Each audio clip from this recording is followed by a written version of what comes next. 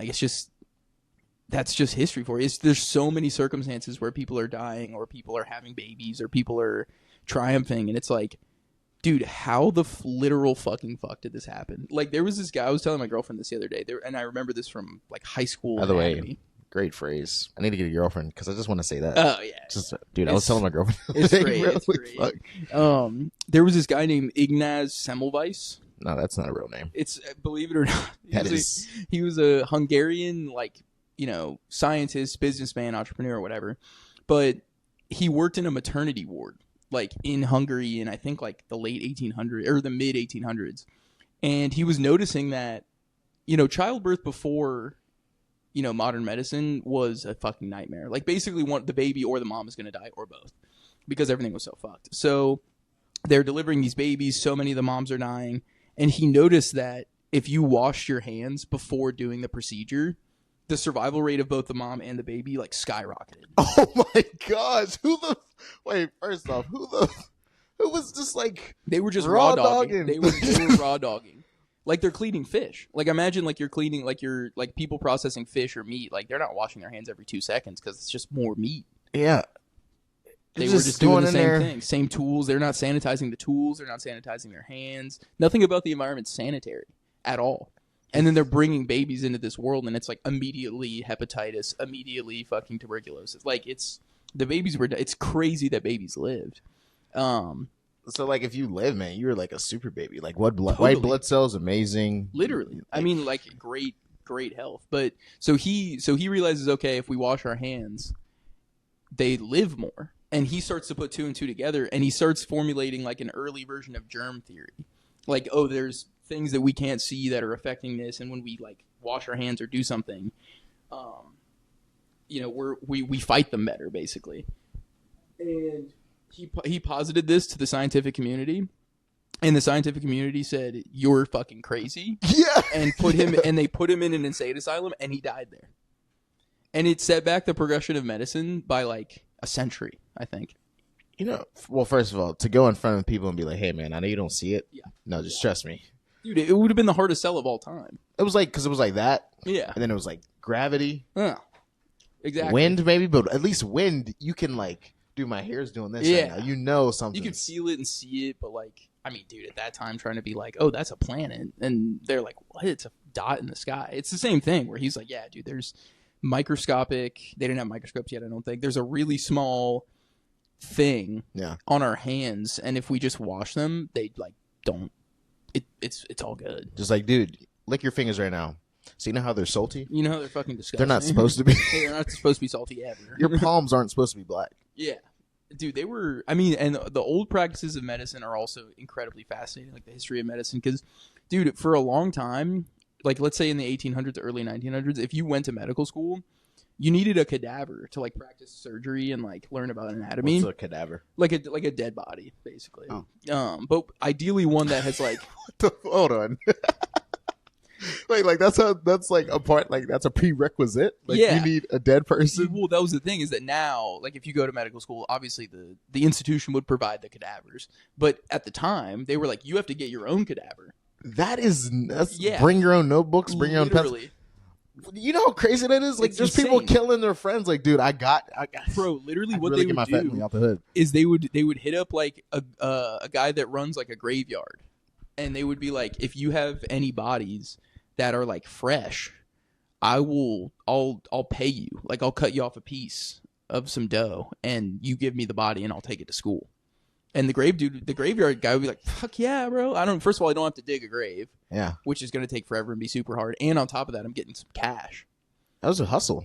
Totally a hustle, bro. And I saw it in a show. It was this show called The Nick. And it was about how back in the day, like, doctors were like, you know, they're figuring out cocaine exists and they're just doing it. You know what I mean? So those doctors are coked up and shit. But yeah, that was when I learned, like, it was bring your own cadaver style.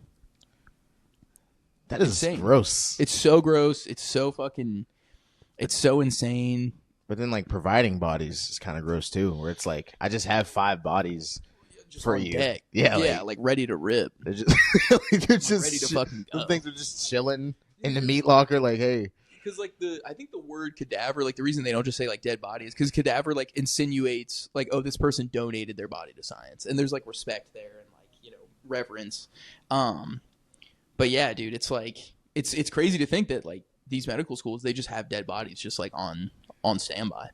On standby, dude. That's disgusting. So my brother's a doctor, and like he told me that, you know, they would be practicing on the cadaver, and he was saying that his cadaver was like this old woman, and it was really sad, and because, you know, it's like a person and all that stuff. But there was this one circumstance where him and like a classmate or like colleague were performing like a surgery on this cadaver, like trying to identify, you know, its anatomy or whatever. And someone was like, "Oh, hold this really quick." And so my brother like holds whatever it is, and it was the person's hand, not like detached, like it was still attached to their body. Yeah. But they had to like move the hand to like get into the abdomen. And so he's just like holding this old woman's hand. And he was like, in the moment, he was like, it was so human. Like it was so real. It all became real at once. Like this was a real fucking person. Oh my god. Like just holding that little, and he was like, it was like a withered little hand. You know, like when people get old, like their hands get all small, and yeah, dude. Super fucking intense. I actually have like I have a few people in my life that are like in medicine. Like one of my best friends is in med school right now. My brother just started residency. Another one of my really close friends from childhood is about to start residency. And dude, if you spend, and another one of my close friends like was a scribe in the ER, which are like people who just like take notes for the doctors, but they see this crazy shit. If you spend enough time around those motherfuckers, you will see and hear the craziest shit you have ever fucking heard, bro. Like, there's this one story. This was one I thought of, like, pre-pod. I was like, I'm going to tell Josie about this. Pre-pod? Yeah. I was like, dude, you know, you got to know about this. And I think I have the picture. So that might be loaded up. But I might have the picture. But, so basically a few years ago, and you might have heard about this, there were 3 people. It was a girl, her boyfriend, and her brother. That they were scalloping, like at the beach, like looking for scallops. And so this girl is like scalloping. And something that's always a concern when you're scalloping is bull sharks. Because bull sharks are mad aggressive. Like they don't give a fuck. Like they'll just... It's in the name. Yeah, dude. They don't give a fuck. So she's scalloping. And just gets walloped by a bull shark. Like literally the bull shark just grabs her fucking leg and just takes a like chunk. Like a fat bite of her leg. And so she's, you know, losing blood, whatever, blah, blah, blah. She passes out, I think. Hopefully she passes out for her sake, Jesus Christ. But basically her older brother, or maybe, I don't know, it was younger, older, but her brother knew emergency medicine. So he made a tourniquet and, like, put it on her leg, which ultimately ended up saving her life, I think. But they're like, we need to get her to a hospital. So they were at the beach, so they needed to get a life flight, like a helicopter, to Shands in Gainesville. So they get in the chopper, and they're like, we're going to Shands, and air traffic control is like, you can't, the weather's too fucked. Like, you can't go to Shands. The helicopter will crash. So the helicopter pilot's like, fuck, what do we do? So they're like, all right, we got to go to TMH. So they go to TMH, and like, you know, they call ahead. They tell TMH like, yo, shark bite victim is like inbound. So like, get ready. Cause like, they're not used to that kind of surgery. What you know a fucking call. Yeah. Get ready. Get fucking ready. Cause like, you know, one of the biggest arteries in the body is like in your thigh, like the femoral artery. So like, they're like, oh, did the shark get to the femoral artery? Like, how much blood is she losing? Like, are we going to be able to save any of the leg? Like, they're thinking all these things that, you know, doctors and nurses and so on do. So then finally she arrives, and either my friend was scribing at the time, like taking notes for a doctor, or one of his friends that was working that night, and she comes in and they took a picture. They have the picture, and dude, a picture of her leg. A picture of her leg, and dude, when you see it. When I first saw it, I was like, it looks like a movie. Like, it doesn't look real. You're like, we don't even realize it, but we've been so like, what, desensitized to this stuff through movies, because when I saw it, I literally was like, oh, it looks like exactly like it would look like on a movie or a TV show. But it was real as fuck. Like, the meat is all gnarled, and like it's literally like a circular like bite. Like, it's a fucking shark bite. It's crazy. Like Apple logo. Yeah, let me shoot a text to a friend who will remain unnamed, and see if I can get that picture for you, because it's fucking, dude, it's crazy. It's worth seeing. It's insane for sure. but I won't say the name of the person who's sending it to me. That's okay. That's pretty gross.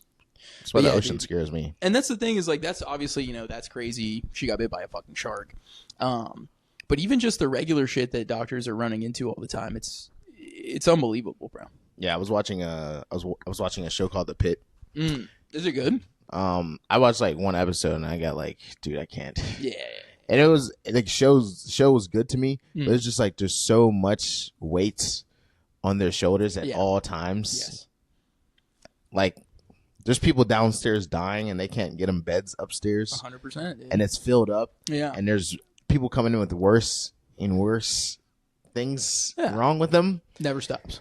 And the guy in charge has to like go around and they're just talking in this lingo. And I'm like, how can one even function? Dude, it's crazy that you described that scenario, because that's like literally exactly the scenario that my brother describes. Like he lives it all the time, because like they'll do rounds. So like basically the way, from what I understand, the way it works is like you get out of medical school and then you apply to a residency, and then if you're accepted, you become what's called a first-year resident, but you're still a doctor. Like you're legally, your name and then MD. So like you are a doctor.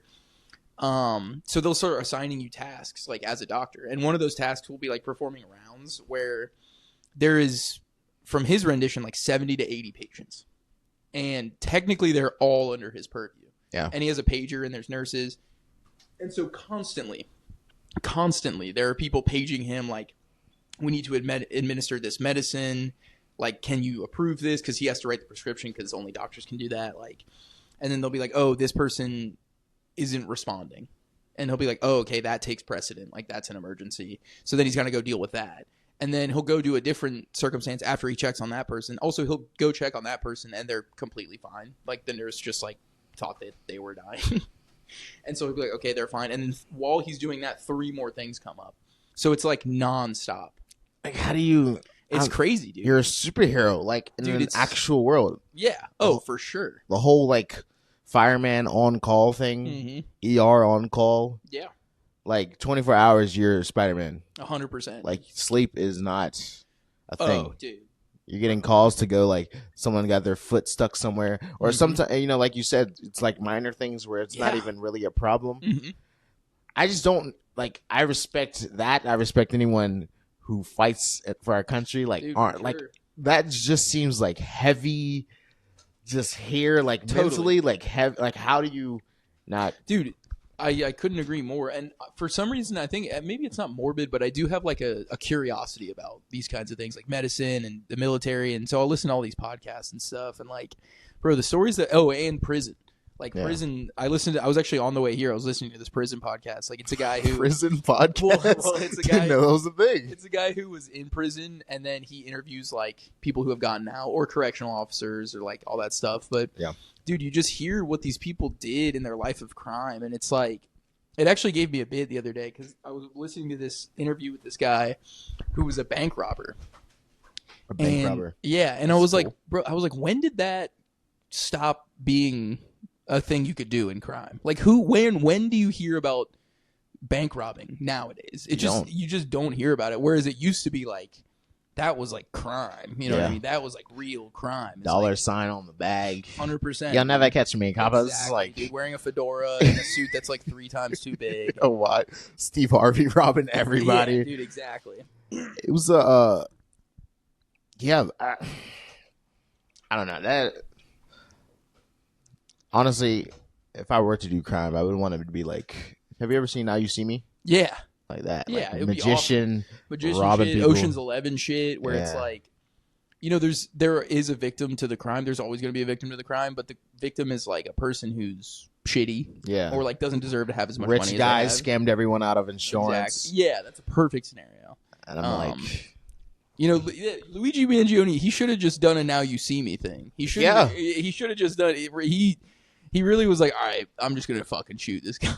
I think he had it though. Like he had it in the from what I saw, he could have escaped pretty cool. Yeah, but he got to. You can't go to McDonald's. No, you can't be going to McDonald's. Well, that's the thing is like if it was him, because like I don't even know if they proved that it was him yet. Yeah, I don't know if they will. I've seen a couple clips of his lawyer being like, they have nothing. They have no evidence. It's like, all right, come on, they got something. Broad day, then a bike ride.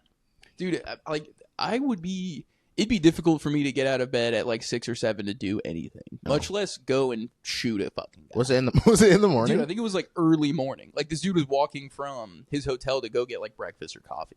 That's real hate. And dude, that's like, bro, I just can't even fucking imagine, because the dude didn't die on impact from the bullet. Yeah. Like, because you have to sit there and die slowly as you're like trying to piece everything together, because you literally go from like, all right, I'm on my morning, coffee run, I got a meeting later, blah blah blah, whatever. 2 seconds later, you're like, oh, I'm on the brink of death, and I have to like get right with God potentially. I have to like so much stuff to do at the last. So much stuff to think about at the last moment second. of your Like, life. oh, okay, my family, like, what's going on with them?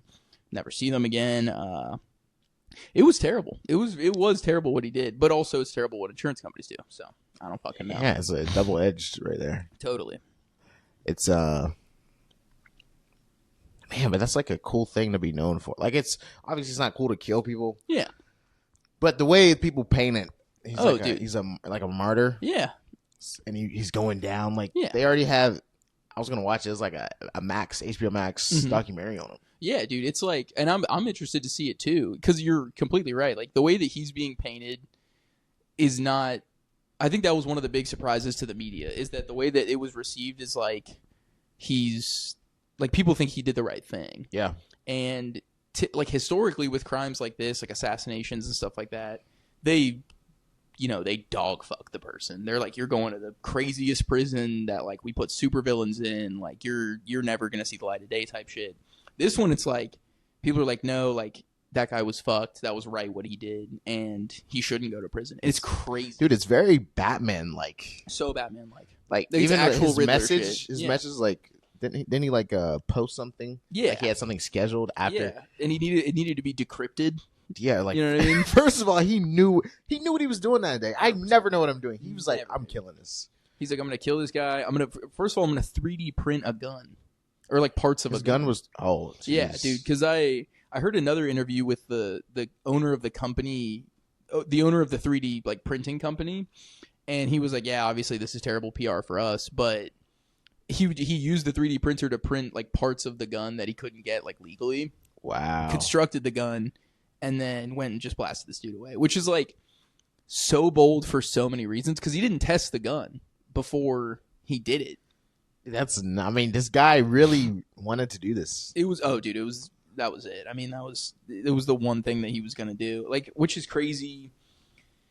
But at the same time, it's like, it does, again, it sounds corny, but it's like you only get one fucking go at this life. And it's like, I don't know, man, if he gets acquitted, like if they're like, you didn't do it, or if they're like, you did it, but it's like straight, that's one of the craziest lives you can live, is like, yeah, I'm the dude that shot that United Healthcare CEO, and like, I'm not in prison right now.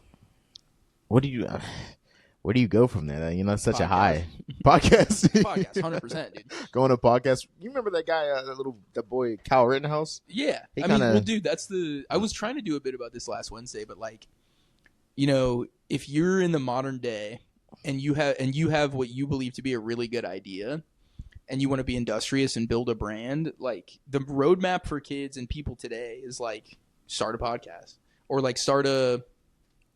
That's what we're doing. Yeah, I mean, it's real. It's a great like option / opportunity, but especially if you have like, for instance, like the Hawktua girl. Yeah, like she literally said a thing on an interview show, and like RIP to the guy that did that interview show. He's like, I broke the biggest story of the last like 3 years, and obviously got no credit. But Hawktua girl, she was able to start a podcast, and like I think she ended up like starting a cryptocurrency that was like a scam or whatever. Yeah. But it's crazy. Like back in the day, you would like get an LLC, you would start a business, you would start to like try and build momentum around like an idea or a brand. And now it's the way that you do that is like podcasting. So like if you're Luigi Mangione and you have this idea, like I killed this guy and what I did was right, and if he didn't go to jail, that would be like one of the most popular podcasts for like a year. Yeah, probably. And you can really showcase, like, because there's people that blow up, and I'm like, I would have never watched you. No, never. But like, then you realize, dang, there's actually there's pretty here. Interesting people out here. There's like, something here. My guilty pleasure is the Costco family. Like the Costco family. Like 5 years ago, if you would have told me about them, I would have been like, you know, the country is like dissolved into ruin, like everything has gone wrong. There must have been like a nuclear fallout because like we're literally watching people eat chicken bakes at Costco.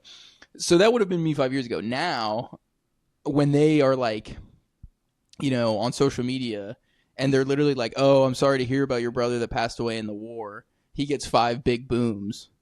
Boom, boom, boom, boom, boom. It's like something about that's like, all right, this is funny. Like this is something about this works. You know what I mean?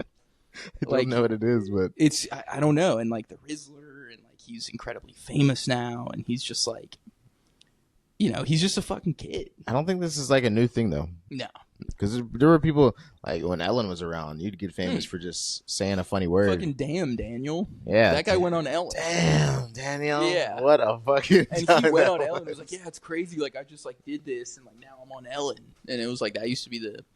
That used for a little bit there, you could like make a Vine and then go on like Jimmy Fallon.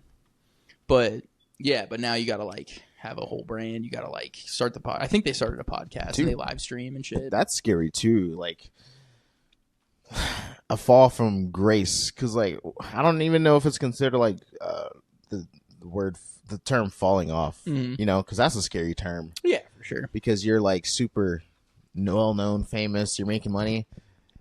And then the scary part after when you're not doing that, like what is that like for us right now? It's just really, it doesn't exist. Oh no, certainly not. But like which is a beautiful, beautiful thing. It is, because if you're like, you know, if you're Kevin Hart, maybe you don't get. Yeah. No one watches your special. Dude, but that's also another thing that's like, it's weird that it kind of shows you character when people get insanely rich and then they like fall off. And then they're like vocal about it. They're like, why did I fall off? Or why aren't people watching my content anymore? It's like, dude, you have hundreds of millions of dollars. Yeah. Like, why? Like, if I were in those shoes and I had all that money and I fell off, I'd be like, okay, I'm going to like live my life now. Yeah. I'm going to like actually like enjoy life and buy a farm and shit and like do farm shit. That's the thing. Like, I think that's why it's so important not to get big so fast. Yeah. Because all this right now and like you making films when you weren't getting paid anything, where it was just like I was losing. I was paying for some of these films. Yeah, and then it's such a like that's how we feel when we get paid in comedy. Oh my like, God. because I'll do comedy for free for sure every day of the week. I would like go out of my way to like I would almost even pay to do comedy. Like not very much because I don't want to lose money on it, but like the opportunity to do it is valuable enough that like I would pay for it. Yeah, and so like obviously you want to get known, you want to do it for a living. Yeah, but it's such a pleasure just to do it. It's like, yeah, definitely. I mean, also I say like, oh, I want to get paid to do it or whatever, but like that looks like a lot of different things. I would be super happy just being like a club comic in a city. Yeah, like if I was just a comic who got paid enough doing spots in a given city to pay my rent and get groceries and stuff, like I'd be like, oh, okay, I like won. Like I played the lottery and I won. Because it is really like crazy.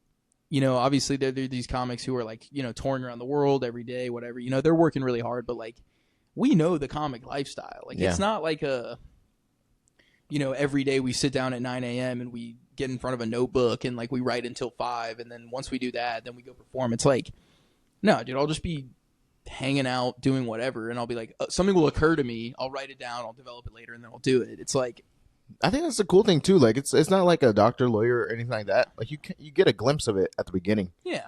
Where the pitfall, for sure, the amazing part of it, crushing, and nothing better.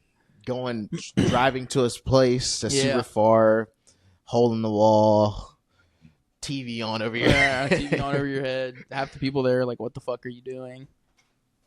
And then I don't know how I don't know how it is as we keep getting better or meeting more people, but it seems to be pretty like from what people talk about from documentaries, it seems to be pretty like, okay, I can withstand that. Dude, definitely. I mean, I can deal with that. I think that our lives wouldn't even look that much different if we were getting paid to do this. Like if this paid if stand up like paid our rent and shit, like I think that if we moved to a place like Austin or Atlanta and we just did comedy enough, like slowly but surely, we would have a day job or whatever, but then we would just take like less and less hours until we were like, all right, I don't have to go to a job anymore, and I could just do this full time. Yeah. Which, like, it doesn't sound that crazy. What do you mean? Like people will be like, oh, you want to do stand-up comedy? Like, that's a big risk, or like, you know, you're chasing a dream or whatever like that. But it's like, if you do stand-up enough and you are like in the scene enough, you're like, it's not that crazy, the idea of like going somewhere and people just paying me to do this. Like, no, but people socially, people look at you like yeah. And we're talking about people who are like living careers. Yeah. Like, oh yeah, I bring it up all the time, and you know, usually I just bring it up around women where I'm like, yeah, I'm a writer. yeah. It's true though. I mean, we are writing all the time, and they get fascinated, like, what you do? Oh my gosh, you do. Yeah. And then you're like, well, it's not that. You know, it's fun. It's not that fascinating though. Like, you're a fucking doctor. Yeah, remember you mentioned that about your brother? Like, your brother looks at you like, I would fucking love to do. No, for sure. I mean, like you know, we talk about it a good amount because we'll just be like, oh, like life updates, like what are you up to, and you know, what are you up to, and all that kind of stuff. And like, he's actually one of those people who was like, you need to get back into stand. Like, while I was in film school, I was like, you need to get back into stand up. Like, that was such a good like avenue for you. Like, you know. And even like on realer notes, they're like, oh, you were like happier, like you were more fulfilled when you were doing that and shit. And I was like, I was like, he's right. You know what I mean? And like, it's also funny. Like, it sounds fucking corny, but since the time I was a little kid, like, I was always cracking jokes, and I was always like very funny around the house, and I was always very funny like amongst my friends and all that kind of stuff. And doing stand up just always kind of made sense for me.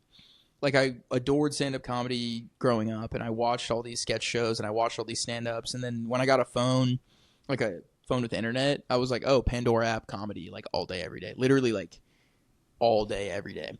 And so then when I got to be so funny, I did the same thing. Yeah, actually, I mean, Kevin Hart station. Kevin Hart station, City fucking, Dan Cook station, John Mulaney station, Patton Oswalt station. That is crazy. Dude, literally the same thing, and that's before I even thought of. I don't know how it was for you, but I didn't even think I would have never. Oh, and it was just like this little seed, dude. No, I was like, I think a lot of like comics feel this way too. Is like my understanding was like this is an interesting, like magical art form that happens in like a faraway land, that like can never be accessed by someone like me. And then when I was like 16 or 17, my friend White Mitch. Shout out White Mitch. Huge shout out White Mitch. He was like, yeah, dude, I'm gonna go do a set. And I was like, what? What a sentence. I was like, what a fucking sentence. I was like, are you serious? Like, what do you mean? Like, how much time? Like, where? When? Blah blah blah blah blah. And he was like, oh, it's just like at the warehouse, you get 5 minutes if your name gets pulled, like blah blah whatever. So he was like, you should come do it with me. And I was like, bet. So I went with him. He did his stuff, and then I saw him do it, and I was like, okay, I'll do the next one. And then I did the next one. And I was like, yeah, dude, this is the real shit. Like, this is the thing that I love. Dude, there's something in you that's just like that just can't get away from it. And I think my brother always knew that, and my dad realized it too. I think my whole family realized it. It's just like, you love this thing. It makes so much sense for you. Like, you've just kind of been this way since you've been born. Yeah. So, you know, they believe me and they back me and all that kind of stuff. But they also recognize like how difficult it is, and like, it's like pursuing anything like music or film or anything in the arts. It's like there's no structure to it. It's a crapshoot basically. Like, you can either grind really hard and maybe you'll earn something, maybe you'll luck into something, or you can not, and you can kind of just fail. And that's the thing that I'm like actively trying not to do, is just like kind of half-ass comedy and then just like fail. Yeah. Because if I put my whole ass into it and it doesn't work out, it's like, okay, I left it all out on the field. Like, there's not much more I can do. And at that point, I'll probably, like, I don't know, fucking teach at a film school or something. But you have a degree. Yeah, no, I got a couple of degrees, but I want to put them in the background for now. Yeah. But yeah, dude, he's super supportive, and my family's super supportive, which is sick. So we'll see. I mean, we'll see how it works out when I move. But dude, that's beautiful. That's supportive. It's huge, man.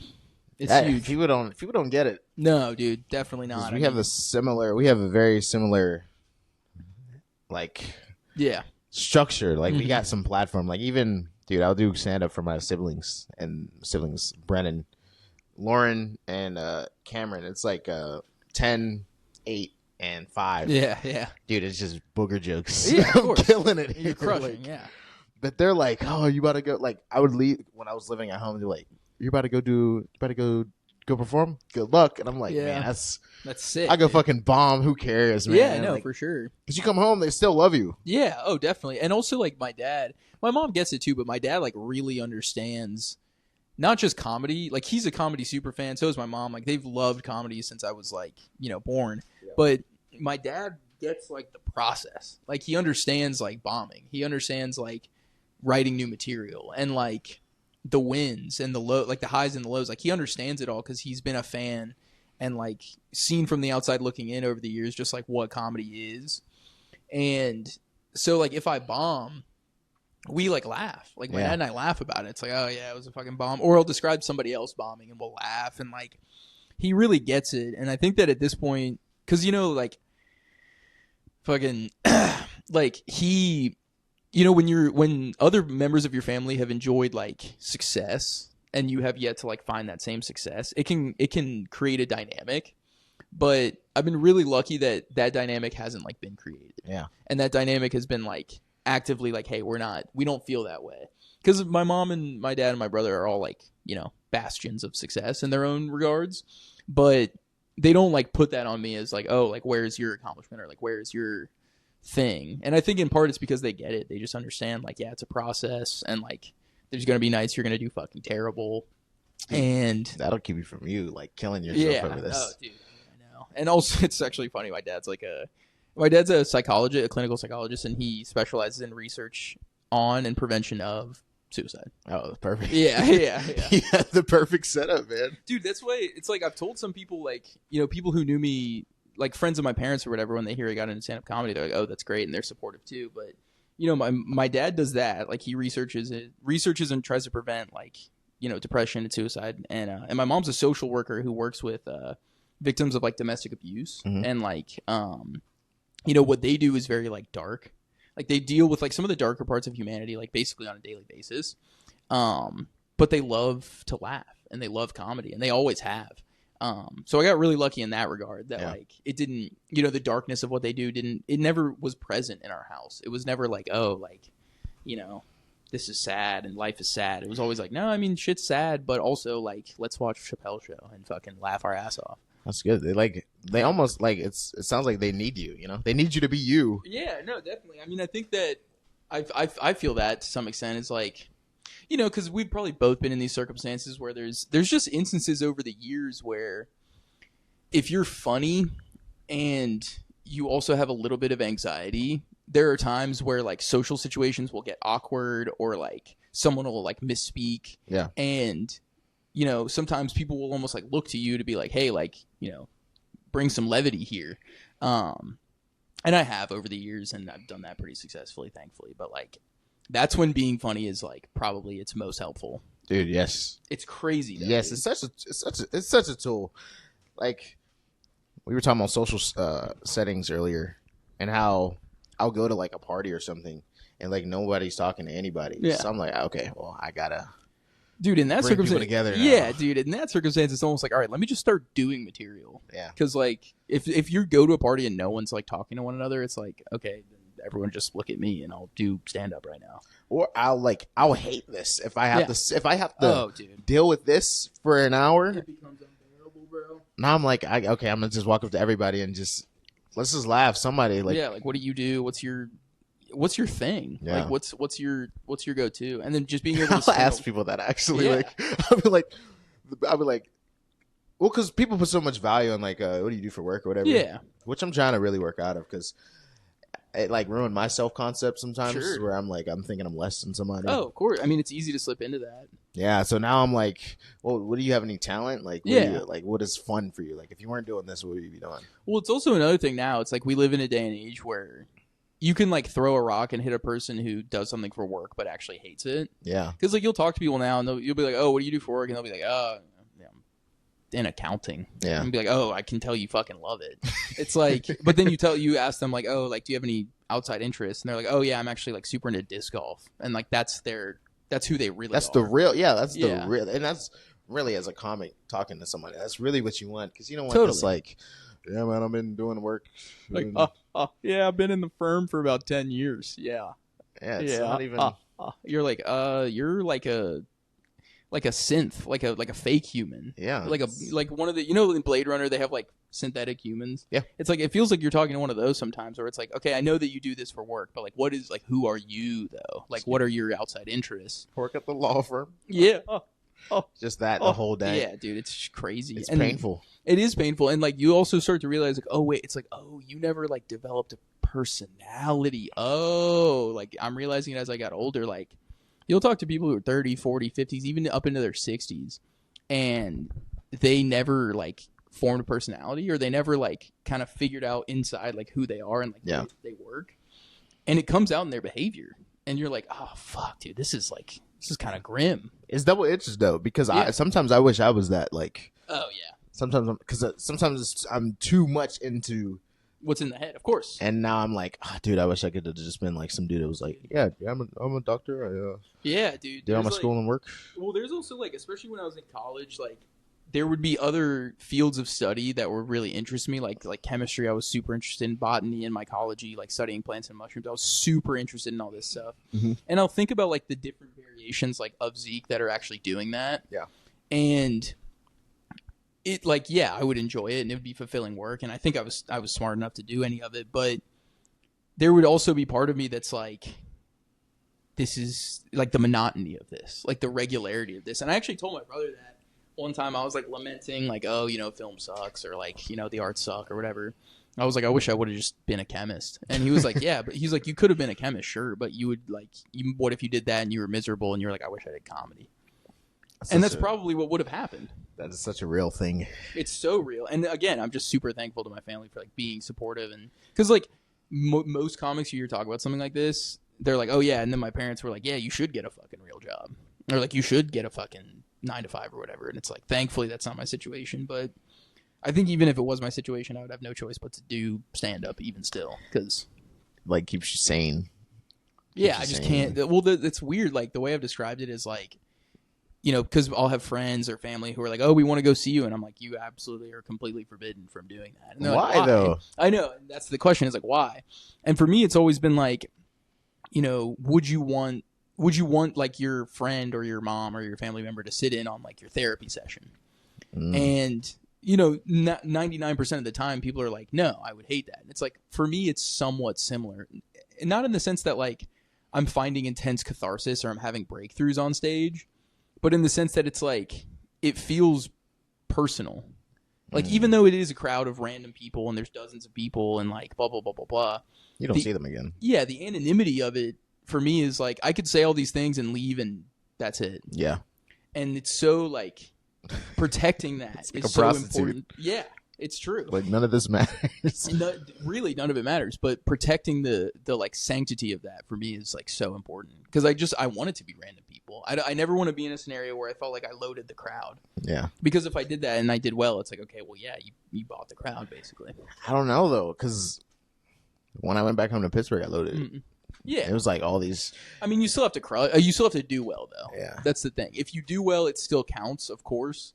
But just for me personally, I think like the randomness of it, I like. But then again, like the way stand up works is like you still have to do well. I don't know. It's a great feeling to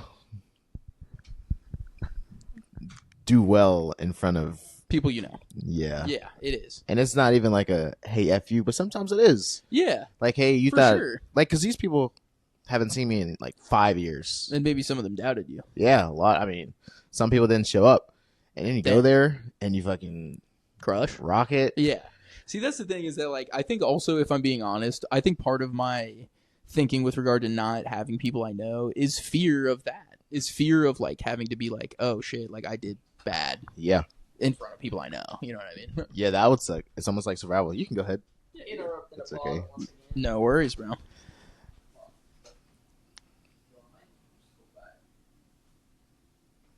Dude, we did crazy time. Really? Yeah, 1:26. Oh, really?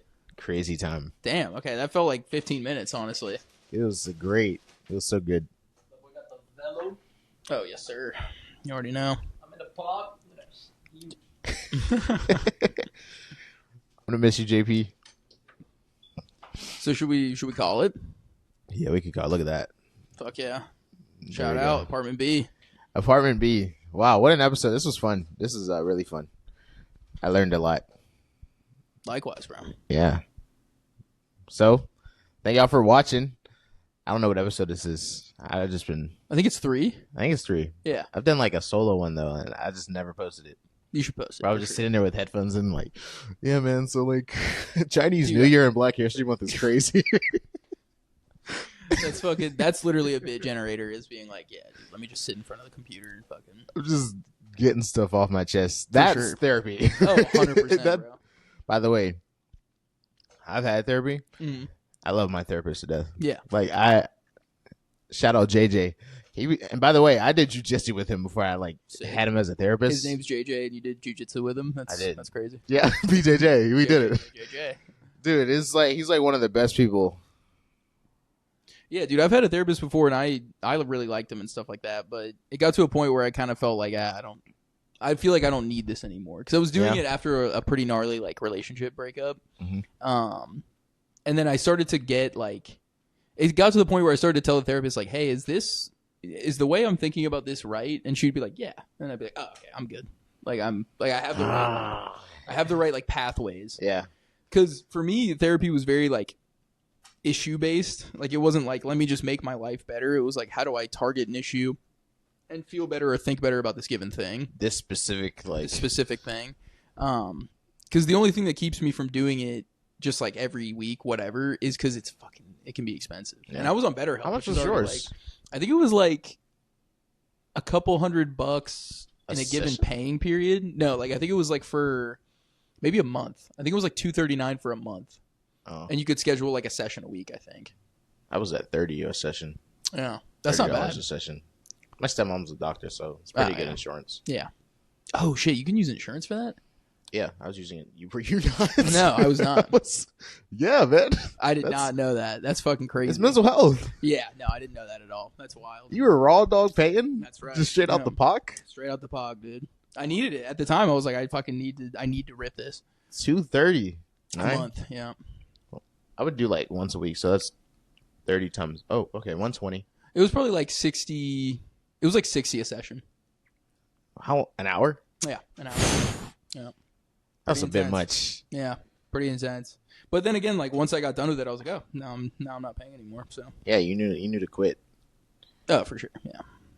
And by the way, I think it's awesome that you met your girlfriend in your field. Oh yeah, no, for sure. That was a huge stroke of luck on my part. Because leading up to when we met, I got out of this bad relationship, and it was just oh, that relationship was so bad. It was constantly stressed, constantly worried. Was she an FSU student too? She was, yeah. And it was gnarly, bro. It didn't, relationships are supposed to fulfill your life with joy and all these different things. Wait, how much? Well, I mean, I know never fully, but a great amount. For sure. I feel like a relationship should consistently provide you with fulfillment, whether it be happiness or comfort or joy or all of these positive feelings. Yeah. They should be pretty regularly administered to the brain via the relationship.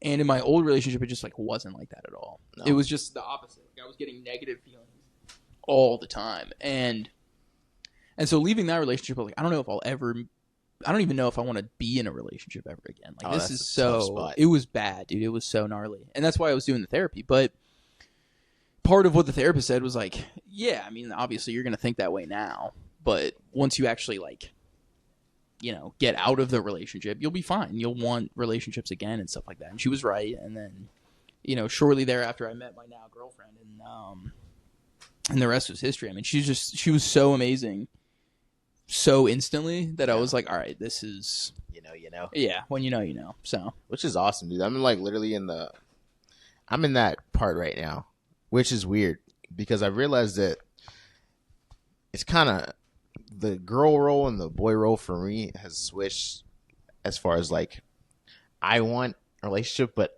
I'm just getting meaningless sex. Yeah, for sure. And then the girls are like, yeah, thanks.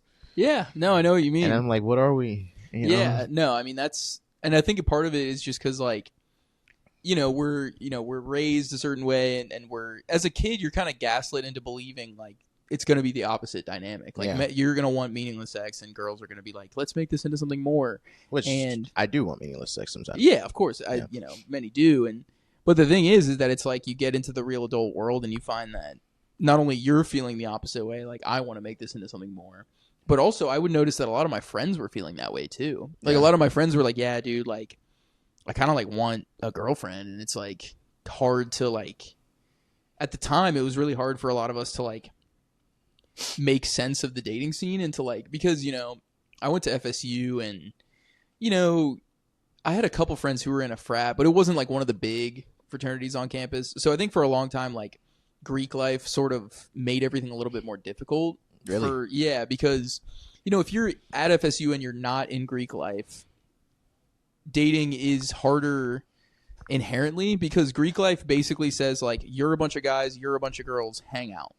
Oh, geez, that's beautiful. And it's I mean, really, truly, like literally, if you're in Greek life, you'll like there will be text sent into a group chat of you and the entire frat, and it'll be like, this girl is looking for a date to formal. Does anybody like want to go?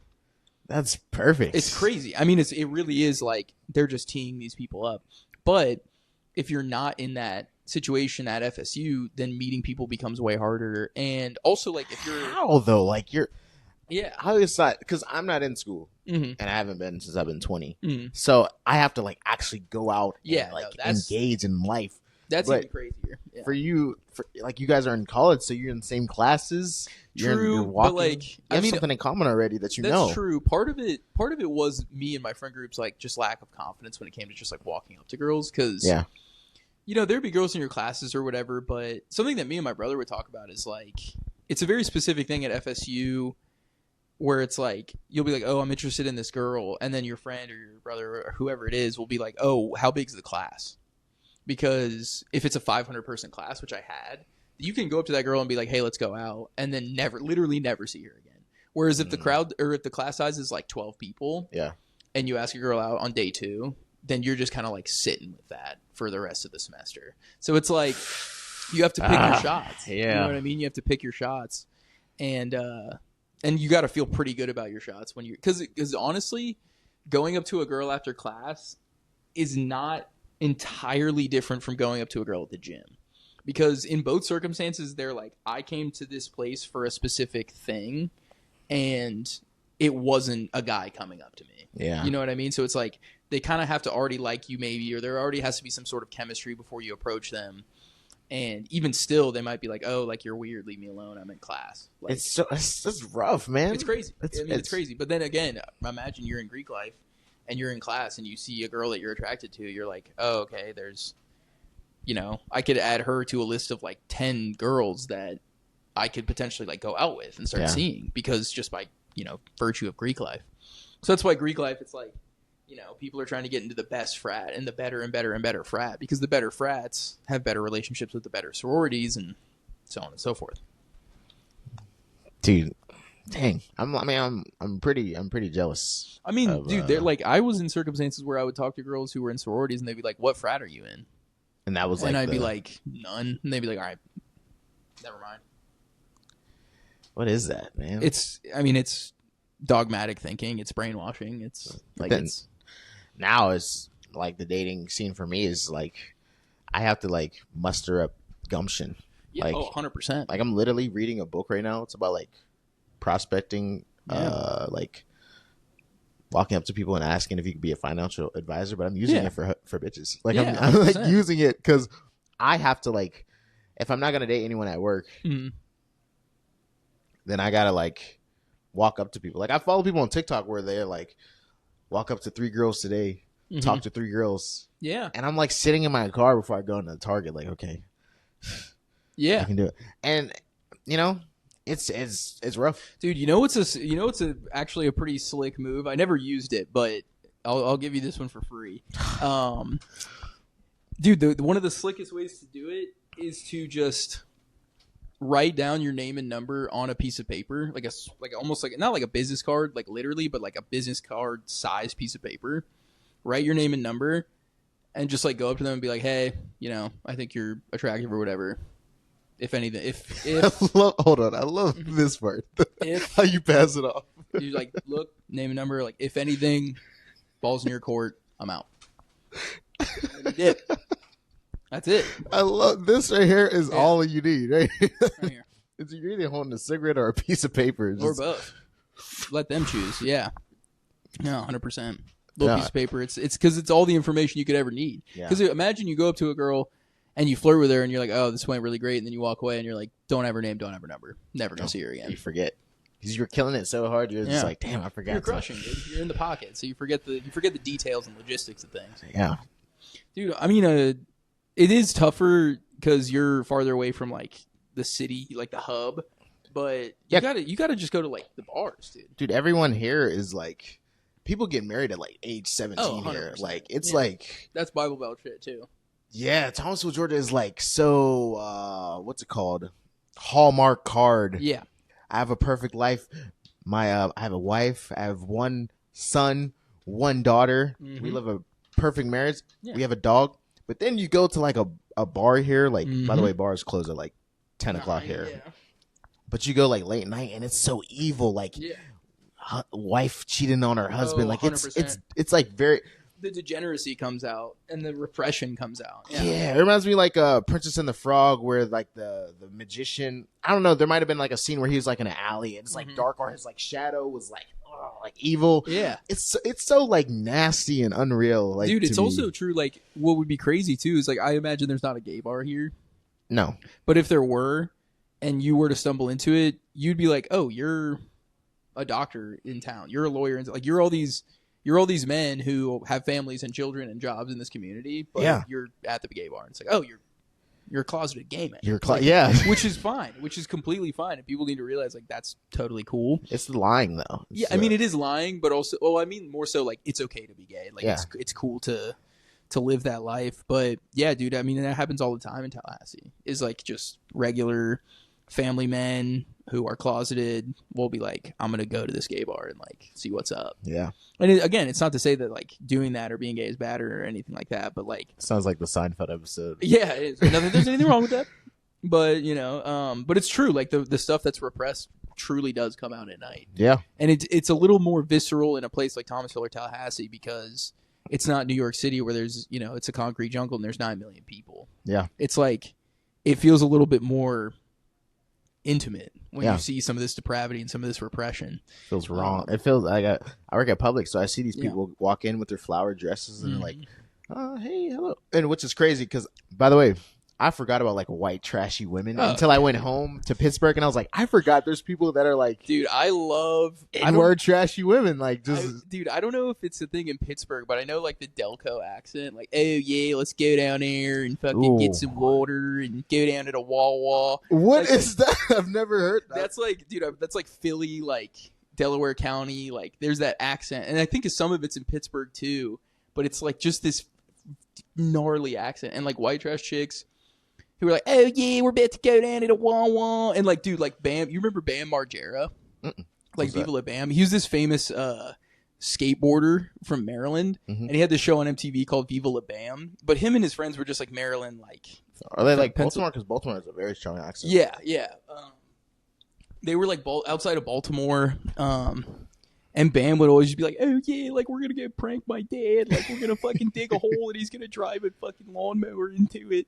And it's just this very specific accent. But when you add white trash into that mix, dude, it's visceral, bro. It's visceral. Like I got too much of that like southern, hey, how you doing? And I went up to Pittsburgh and I was like, hey, what's up? And everyone's looking at me like, ugh. Get the fuck out of my face. Yeah, dude. But that's also something I love about the South and I love about Tallahassee is like I can drive down my street, and if there's someone walking on the sidewalk, like they're gonna wave. Yeah. And like my neighbors and I have a situation where we like help each other out with the garbage cans because the hill is like huge, and it's just those like little things where it's like, oh, this place is like nice, like it's nice to live here, but you do lose like, for instance, it's way harder to meet relationships or like people in relationships. Like it's way harder to meet, your next girlfriend or your next boyfriend or whatever it is because it's smaller, it's more conservative, and it's just like, I don't know. There's also something about the South with regard to relationships where it's like, there's almost like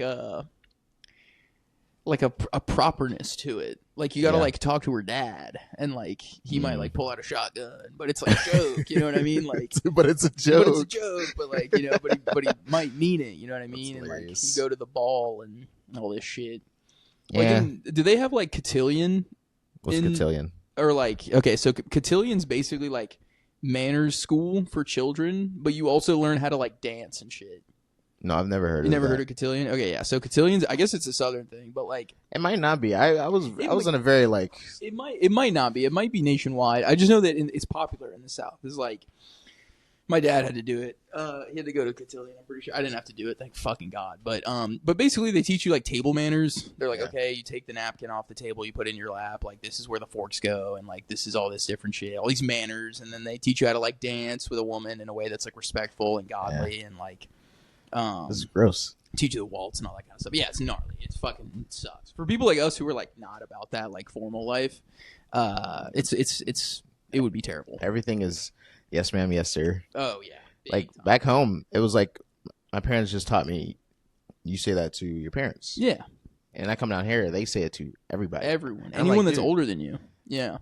I'm like getting called sir. I'm like, dude, I'm 23. Yeah. No, it's a weird feeling, but like I remember when I first felt like a real fucking old head was when I got to the point where kids started to say like yes sir. Yeah. I was like, dude, I'm not like your dad. Like I'm not an adult. Like I felt like it's a 9-year-old kid, and I was like, dude, I felt like 2 years ago I like was you. Yeah. Like I felt like I was in the playground like just a few years ago, and now I'm like 25 and kids are saying yes sir. It's jarring. Sir. Yeah, dude, it's jarring, but it's also nice because it's like it's based in respect. It's like a respect culture thing. I remember growing up as like, it was funny because like my parents were the only people I didn't say yes sir and yes ma'am. Really? To. Yeah, they didn't like it. They felt like it was kind of authoritarian. But they were like, yeah, but you better say it to everybody else because they knew the culture. And like one of the biggest like compliments other adults could give my parents is like, oh, your children have very good manners. Yeah, because like manners mean a lot here. Even though it doesn't seem like it, it's weird. No, people are polite. People are very polite. But then, dude, you'll hit that Tennessee Street Walmart, bro, and it's like, see, I don't even. Dude, it's a different place out there, dude. It's gnarly out there. It's just like basically any Walmart in the South, you'll those manners and those niceties they kind of fade away, and dude, people get them. That's every Walmart. Yeah, everywhere. Like what it is about I expect Walmart, to be spit in the face, dude. Exactly. Like it's like a dude drinking a White Monster outside. It's gonna like yell at me, and it's like, why? I don't ask questions because I know. Moving, dude, I asked a lady a question. I was like, "Hey, do you guys have this?" She was like, "Come on now." And I'm like, "You're right. That's my fault. That's my fault. Why did I ask you? I know where I'm at. Come on." Yeah, dude, it's weird, but yeah, cotillion. Thankfully, I didn't have to fucking do that shit. But even see in the dating world, like the fact that you guys have so many like group things where you're for like, sure.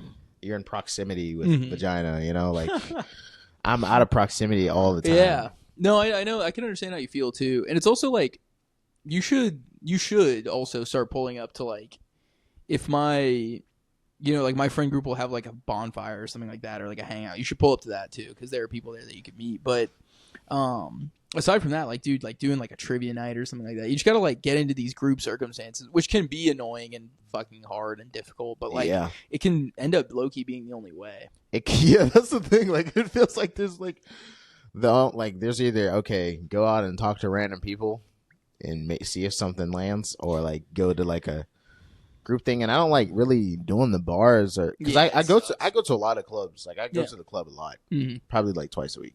Really? And usually here? By myself. Here in Tallahassee? Or here in Tallahassee? No, I drive to Tallahassee. Damn.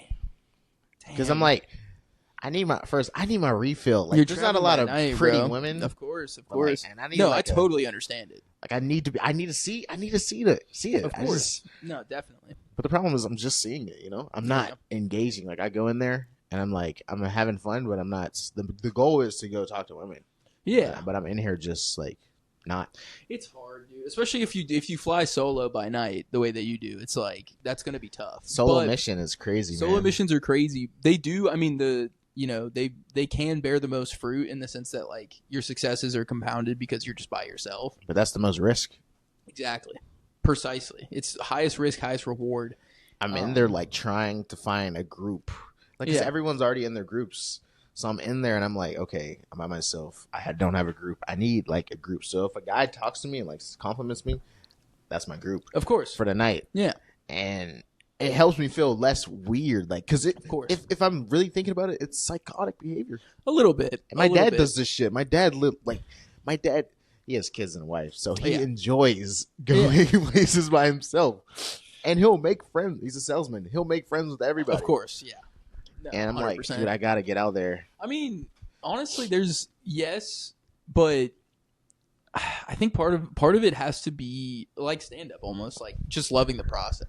Because like if you start to hate the process, then it'll just be more and more difficult for it to bear fruit. Because like if you hate going out to the club, you hate flying solo and all that shit, it's like, yeah, eventually you're just going to stop doing it. But it is not necessarily advice, but it's just like a statement really that I'll make, which is that like, dude, you never know. Because like so many of these things happen by happenstance, like just dumb luck. Like it could be right around the corner and you don't know. Yeah. And part of like waiting for that is painful, but at the same time when it comes, you're like, wait, this like might be it. I might be, going into Wonka's factory here.